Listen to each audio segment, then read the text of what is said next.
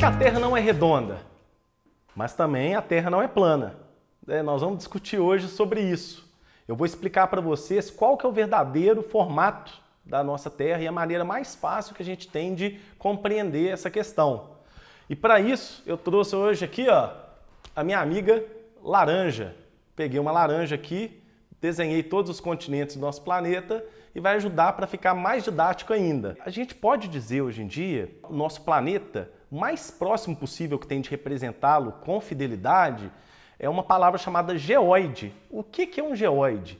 É um modelo físico do formato da Terra, baseado no seu campo gravitacional. Esse geóide, ele consegue então representar essa superfície arredondada que tem no nosso planeta, só que levando em consideração o campo gravitacional da Terra. O nosso planeta, se eu pegar qual que é a altura do planeta, se eu pegar então do ponto mais alto até o ponto mais baixo, não confunda com circunferência. Circunferência daqui a pouco nós vamos chegar lá. Mas o planeta Terra, se eu medir então, pegar uma linha e esticar do ponto mais acima, lá no hemisfério norte, até o ponto mais embaixo de todos, eu tenho 12.713,6 quilômetros na vertical. E se eu olhar então, qual que é a largura do meu planeta na linha do Equador?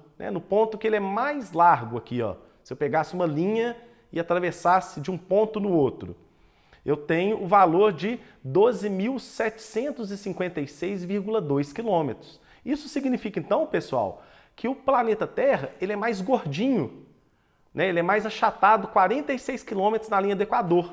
É como se, quando a Terra está girando, a força centrífuga que ocorre desde o surgimento do nosso planeta achatou ele, um pouquinho, de tal forma que ele é 42,6 quilômetros mais gordinho aqui na linha do Equador. Só que além disso, para complicar um pouquinho mais para entender o que é esse geóide, o nosso planeta ele não tem uma superfície homogênea, existe relevo. E o relevo ele tem as partes mais baixas e as partes mais altas. Qual que é a parte mais baixa que a gente tem conhecida? São as fossas marianas, que tem quase 11 quilômetros lá no fundo do mar, no oceano. E por outro lado, aqui no Himalaia, eu tenho o Everest, que tem 8.800 metros, quase 9 quilômetros de altura, o ponto mais alto do nosso planeta. Então, além dele ter a diferença, dele ser mais gordinho, mais próximo da linha do Equador, a gente tem essa diferença de relevo. E para lidar com isso, essa representação matemática chamada geóide é o que a gente consegue entender com maior precisão e saber lidar com as projeções cartográficas, os dados. Seguindo então aqui essa explicação da laranjinha, eu quero contar para vocês um caso muito interessante que eu aprendi na minha adolescência vendo o seriado Cosmos, do físico Carl Sagan, que foi um dos maiores divulgadores da ciência que já pisou nesse planeta. E na série Cosmos, o Carl Sagan fala de um profissional muito bacana, que viveu em 2200 a.C. aproximadamente, que era o Eratóstenes. Gostou do nome? Já tinha ouvido falar? Aí, se você quiser uma sugestão de nome bacana para o seu filho, tá aí uma, pode colocar Eratóstenes. O Eratóstenes, por que eu estou falando que ele é digno de ser representado?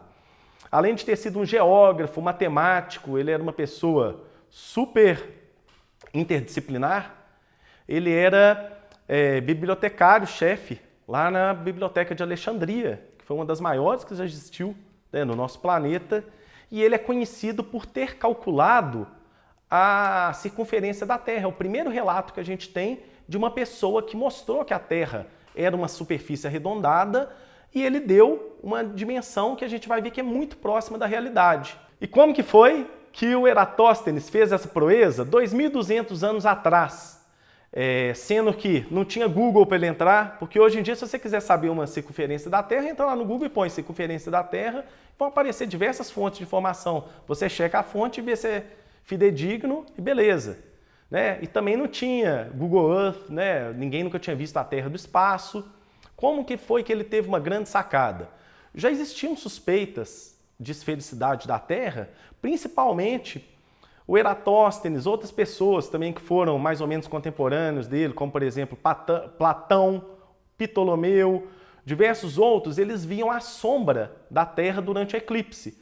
Na hora que o Sol tampava o planeta Terra e a Lua estava do lado de cá, o pessoal via então o quê? Que a curvatura da Terra era projetada na Lua, então já suspeitava-se com isso, né, que o nosso planeta já era esférico. Era um dos indicativos que a gente já tem relatos. E o que o Eratóstenes fez?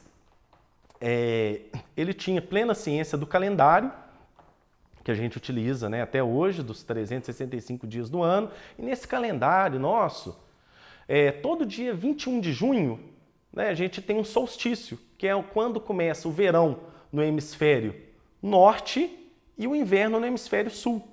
Então, no dia 21 de junho, ele reparou que lá em Alexandria, eu até fiz um mapinha aqui, né, para a gente fazer um exercício pedagógico, mas ele reparou que lá em Alexandria, no dia 21 de junho, quando estava ao meio-dia, o Sol se projetava nas colunas e não tinha sombra nenhuma. E em uma cidade longe de lá, chamada Siena, no mesmo dia 21 de junho, no mesmo horário ao meio-dia, tinham relatos que a posição do Sol, né, já fazia um sombreamento diferente. Então, o que o Eratóstenes fez? Um experimento que foi dificílimo de ter sido realizado, mas que deu certo. Como que foi a sacada dele? Ele pegou então, contratou uma equipe, primeiro para medir a distância de Alexandria até Siena. Agora vocês imaginem, há 2.200 anos atrás, o pessoal nem régua não tinha, né? Nem trena. Como que fazia um negócio desse? Muito menos não tinha o Google Earth para você entrar lá e calcular a distância. O que foi a sacada? Uma equipe, né, de profissionais com escravos, camelos e tudo mais, foi medindo, demoraram aí vários meses e chegaram com a resposta de que a distância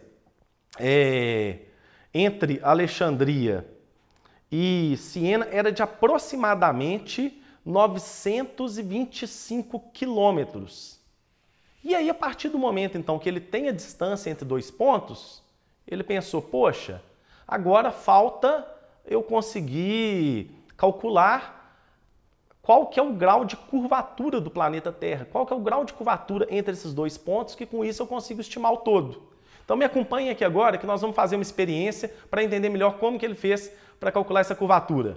Pessoal, nós temos aqui então, ó, uma imagem aérea que eu levantei para vocês, que do lado de cá está Siena e do lado de cá está Alexandria, né? O norte está para cima aqui, ó. Então essa é a direção sul.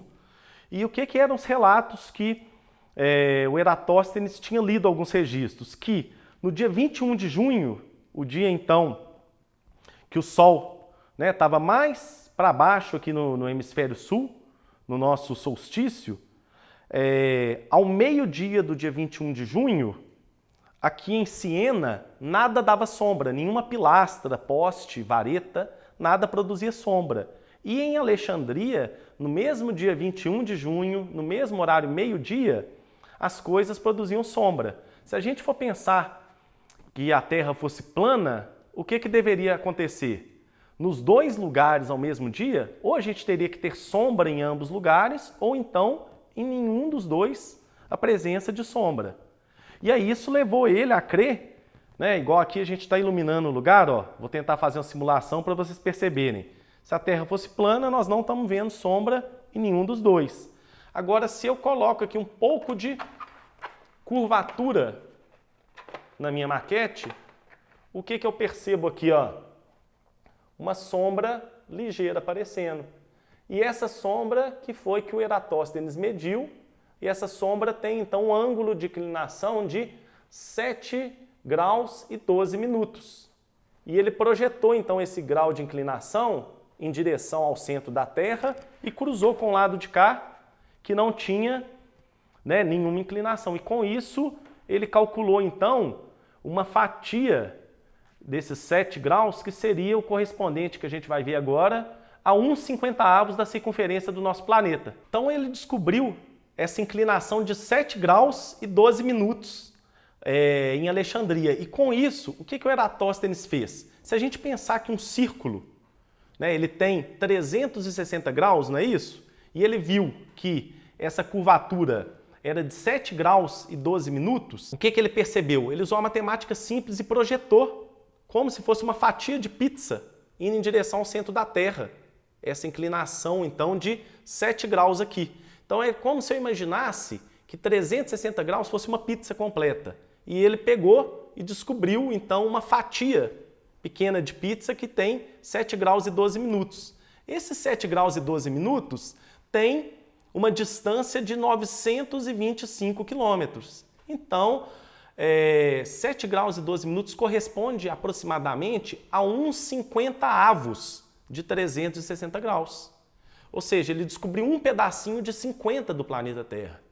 E aí foi muito simples, ele multiplicou os 925 quilômetros pelas 50 outras fatias de pizza e chegou no valor final de 46.250 quilômetros, que seria a circunferência do planeta Terra.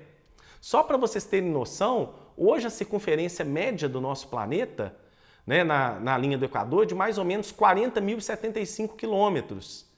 O que significa que o Eratóstenes, há 2.200 anos atrás, ele errou em menos de 15%, sem ter tecnologia nenhuma que a gente tem hoje. Então isso era um feito incrível para a época. Depois da época dele, né, várias outras pessoas também passaram tentando provar, né, de outras formas que a Terra é arredondada, né, que não era plana. Isso já caiu há milênios. Um outro caso também que é super interessante para ilustrar para vocês foi a incursão marítima feita pelo Fernão de Magalhães, há 500 anos atrás. Que o que ele fez? Foi o primeiro registro que a gente tem de uma pessoa que conseguiu fazer a circunnavegação no nosso planeta. Então vamos pensar, ele saiu com o navio para lá e o navio depois chegou do lado de cá. Com isso então provou, né? Ele saiu,